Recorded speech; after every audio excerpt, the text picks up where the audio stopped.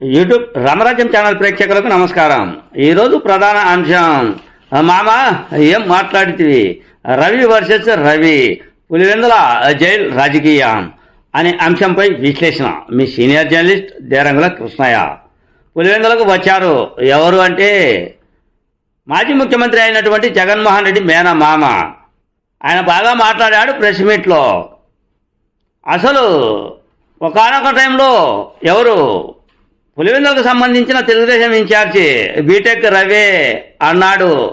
అది పెద్ద సోషల్ మీడియాలో హల్చల్ మాటలు వచ్చాయి.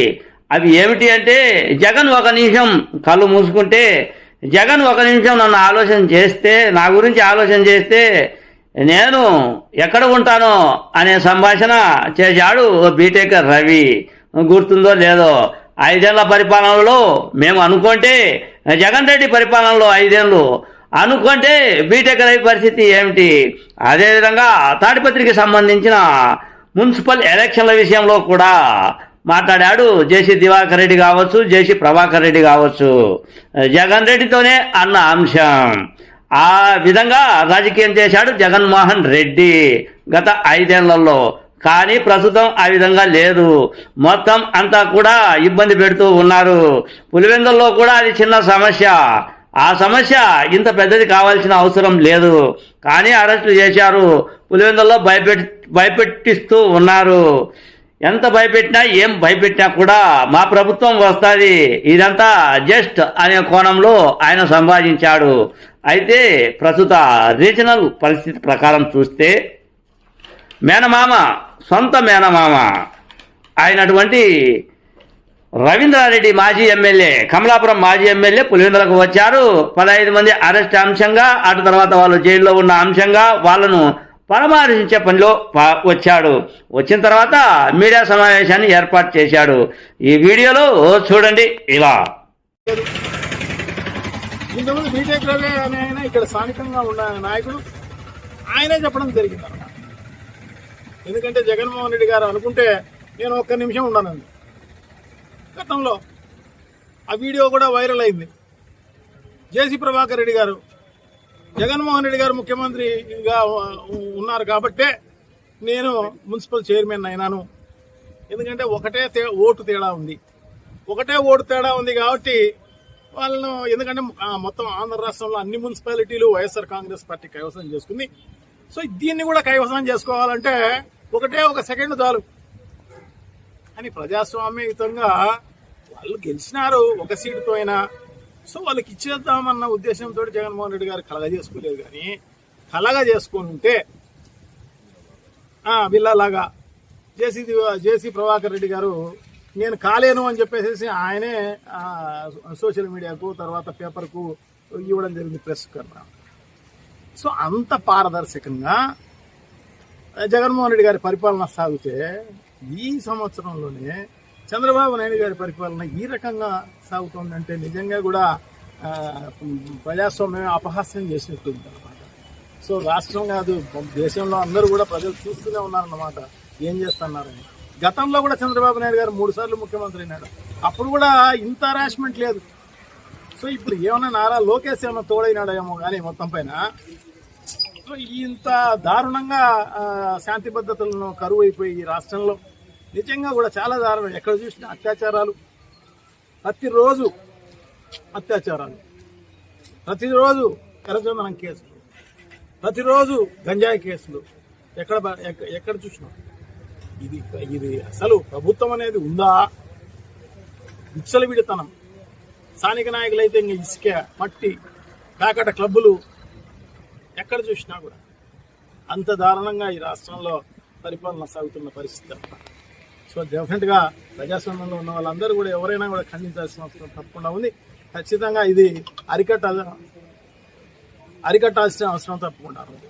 సో అధికారులు కూడా ఆ తెలుగుదేశం పార్టీకినో, లేకపోతే పవన్ కళ్యాణ్నో, లేకుంటే నారా లోకేష్ను చూసి వాళ్ళు ఏమన్నా ఇది ఏమన్నా పర్మనెంట్ అనుకుంటున్నారేమో.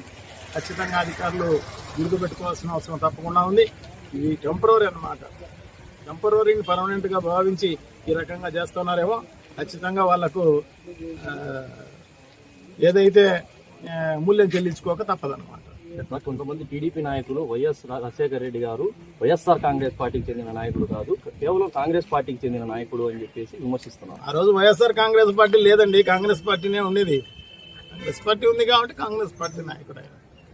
సో ఆయన ఆశయాలను జగన్మోహన్ రెడ్డి గారు తీసుకుని ఆయన ఆశయాలన్నీ కూడా ఇంప్లిమెంట్ చేసే కార్యక్రమం చేస్తున్నారు అన్నమాట. అందుకోసమే ప్రజలకు మేలు చేయాలి. గతంలో రాజశేఖర రెడ్డి గారి పరిపాలనలో అంతటి మంచి పరిపాలన అందించడం జరిగింది. సో దానికి మించిన పరిపాలన అందించాలనేది జగన్మోహన్ రెడ్డి గారి ఉద్దేశం. అందుకోసమే దాన్ని కొనసాగింపుగా చేసే కార్యక్రమం. 10 రోజులు గడిచిందేమో. ఈ కాలం అంతా కూడా ఈ రాష్ట్రానికి చేసిన మేలు లేదు, ప్రజలకు చేసిన మేలు అంతకన్నా లేదు. మేనిఫెస్టోలో చెప్పినట్టు ఒక్కటి అమలు చేసింది లేదు. వాళ్ళల్లా చేసిందల్లా వైఎస్ఆర్ కాంగ్రెస్ పార్టీ నాయకులను హింస చేయడం, వాళ్ళందరినీ కూడా నాయకులను, కార్యకర్తలను, సోషల్ మీడియా వాళ్ళను వాళ్ళపైన దొంగ కేసులు పెట్టే కార్యక్రమం. అసలు ఇన్సిడెంటే ఉండదు, దానిపైన ఏంటేంటో కేసులు పెట్టేసేసి SC ST కేసులు ఉంటా, 307 కేసులు ఉంటా. సో ఈ కేసులన్నీ పెట్టి వాళ్ళందరికీ 40 రోజులు 50 రోజులు వాళ్ళకు రానికుండా చేసే కార్యక్రమం, బెయిల్ రానికుండా చేసే కార్యక్రమం చేస్తున్నారు. అదే పనిగా మరి ఏం బాపుకుందాం అనుకుంటున్నారో, లేకపోతే ఇది పర్మనెంట్ అనుకుంటున్నారో, లేకపోతే ఏమో తెలియదు. కానీ మొత్తం పైన ఎంత టెంపరీ, వాళ్ళు కూడా టెంపరీనే. ఖచ్చితంగా మళ్ళీ రాత్రి వస్తుంది, పగులు వస్తుంది అన్నట్టే ఖచ్చితంగా వైఎస్ఆర్ కాంగ్రెస్ పార్టీ వస్తుంది. వీళ్ళందరికీ ఇప్పుడైతే ఎవరైతే నాయకులు ఇబ్బందులు చేస్తున్నారో, ఎవరైతే అధికారులు మా వాళ్ళందరినీ కష్టపెడుతున్నారో, ఖచ్చితంగా వాళ్లకు తప్పదు శిక్ష. ఖచ్చితంగా వాళ్లకు చూపెడతాం సినిమా, తప్పకుండా జరుగుతుంది. చాలా దారుణం. రాష్ట్ర వ్యాపితంగా ఇదే కార్యక్రమం. దాంట్లో భాగంగా ఇప్పుడు పులివెందులలో కూడా అదే కార్యక్రమం. చిన్న simple issue, YS Rajasekhara Reddy గారి విగ్రహాలకు ఈ తోరణాలు, పచ్చ తోరణాలు మహానాడు అని చెప్పేసి అదేదో కడపలో జరుగుతూ ఉంటే దానికి సంబంధించిన తోరణాలు కట్టడం జరిగింది. దారుణం కదా అది. నైతికంగా కూడా ఇంకొక పార్టీకి సంబంధించిన లీడరు, అందులో ఆయన జాతీయ నాయకుడు, ఆయనకు పచ్చ తోరణాలు కట్టడం అనేది నిజంగా చాలా దారుణం.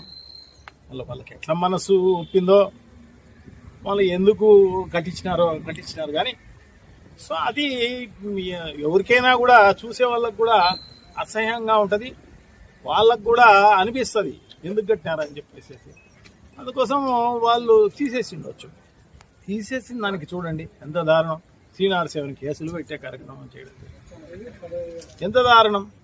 అసలు ఇన్సిడెంటే లేదు కదా, తీసింది తోరణాలు, దానికి సంబంధించిన కేసు పెట్టవచ్చు కదా.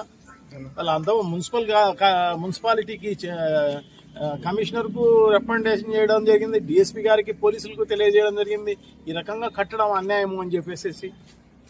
సో నైతికంగా వాళ్ళు తీసేయాల్సిన అవసరం తప్పకుండా ఉంది.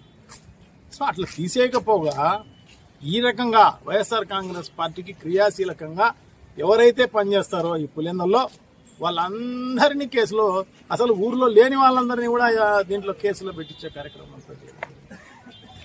సో వాళ్ళందరికీ కూడా ఏమంటే రిపీటెడ్గా ఈ కేసులు పెట్టి వాళ్లకు రౌడీ షీట్లు ఇంకోటి ఓపెన్ చేపించి వీళ్ళందరినీ ఎలక్షన్లకు కూడా బయట తిరగకోకుండా చేయాలనేదే ఉద్దేశం అన్నమాట. సో భయపెట్టాలా, ఎలక్షన్లలో తిరగనీయకుండా చేయాలి, రేపు స్థానిక సంస్థల ఎలక్షన్స్ జరుగుతున్నాయి అని చెప్పేసి వాళ్ళు ఈ రకంగా క్రిమినల్ మైండ్ కలిగిన వాళ్ళు కాబట్టి ఆ రకంగా క్రిమినల్ ఒక బ్రూటల్ లాగా వ్యవహరించే కార్యక్రమం చేయడం జరుగుతుంది. చాలా దారుణం. దీన్ని తీవ్రంగా ఎవరైనా ప్రజాస్వామ్యంలో ఉన్న వాళ్ళందరూ కూడా ఖండించాల్సిన అవసరం తప్పకుండా ఉంది. జగన్మోహన్ రెడ్డి గారి పరిపాలన ఇట్లా కాదు. పార్టీలకు అతీతంగా, కులాలకు అతీతంగా, మతాలకు అతీతంగా, వర్గాలకు అతీతంగా ఎవరైతే అర్హులు ఉన్నారో వాళ్ళందరికీ సంక్షేమ కార్యక్రమాలు ఇవ్వడంతో పాటు ఇట్లా ఈ రకంగా దొంగ కేసులు ఇవన్నీ కూడా పెట్టిన పరిస్థితే లేదు.